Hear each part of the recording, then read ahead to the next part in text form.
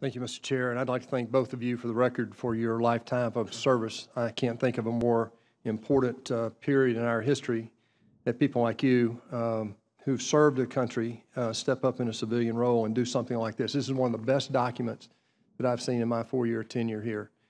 On page 62, figure 10, is what I think speaks to the entire problem here. This is the funding issue that you're talking about, but I think there are two overarching crises that we face as a country. One, we have a global security crisis that you're talking about today. The world's never been more dangerous than any time in my lifetime than right now. The second is, of course, this financial crisis that not only we, but the world faced. And this can't be a question of how much more can we spend. We can't spend enough. I've done the math. It's not there. Right now, in this, I could do this all day, but I want to get to a question that ties together something both of you have addressed already. This is not what I'd planned to talk about, but I want to follow up on your conversation about allies and about threats.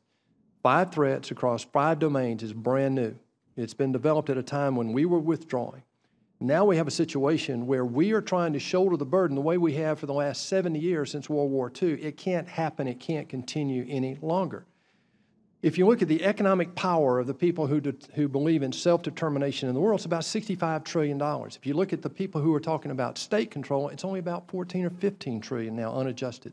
No more than 20 even if you adjust it for purchasing power. So the numbers are on our side. The problem is we're trying to do it all ourselves, sirs.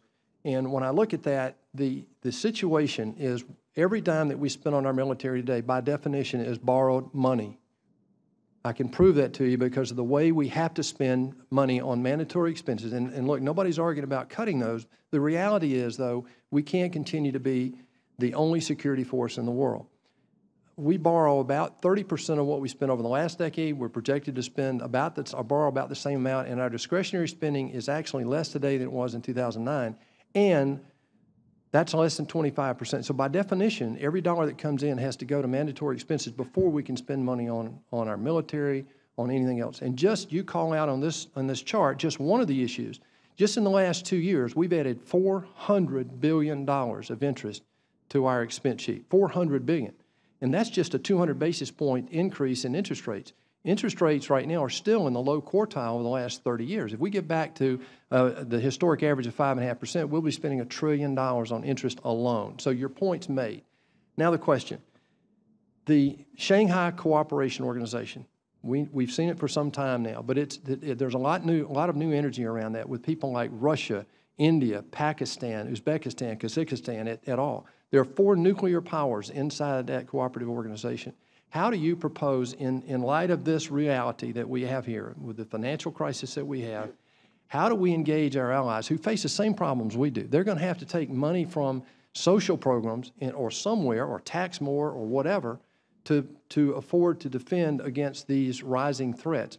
When they don't have, China and Russia do not have the overhead that we have. They don't have the limitations on time that we have to get to the answers here to compete. So I'd like for you to address the idea of allied cooperation as a way out of this conundrum that we have in terms of the need versus the resources globally.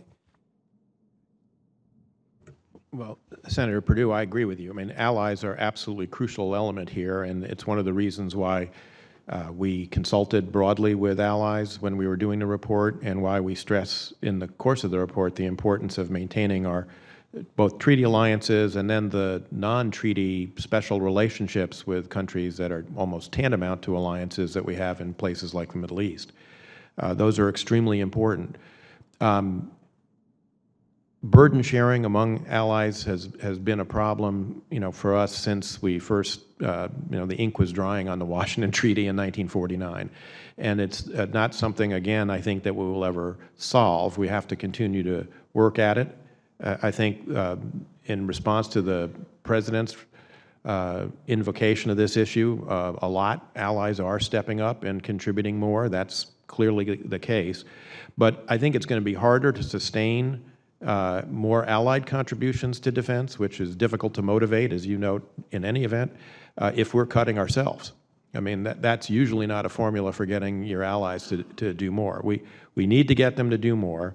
And I would add, we need to think more about how we cooperate with them in terms of defense industrial issues to give them more incentive to to cooperate with us and work with us and field the kinds of systems that they need to do things. I mean, if you look, for instance, at Operation Odyssey Dawn, the Libya operation, where we consciously tried to put the Allies forward first, they hit the bottom of their magazine of precision-guided munitions in about 3 or 4 days.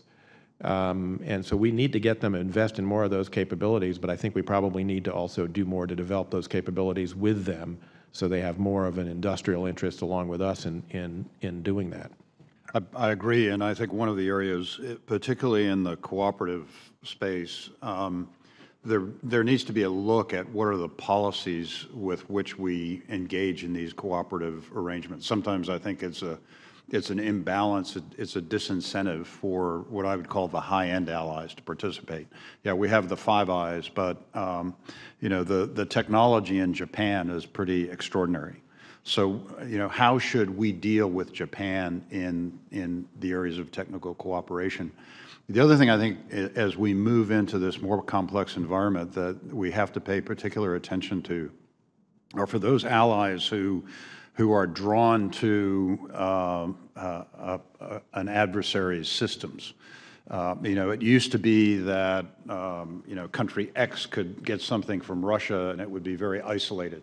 As we deal more with networks and the exchange of data, allowing or making it more attractive for country X to go that route has a massive effect that it didn't used to have. So when we think about a country that may be wanting to acquire an air defense system from Russia, what does that mean when we want to enter a network with that country?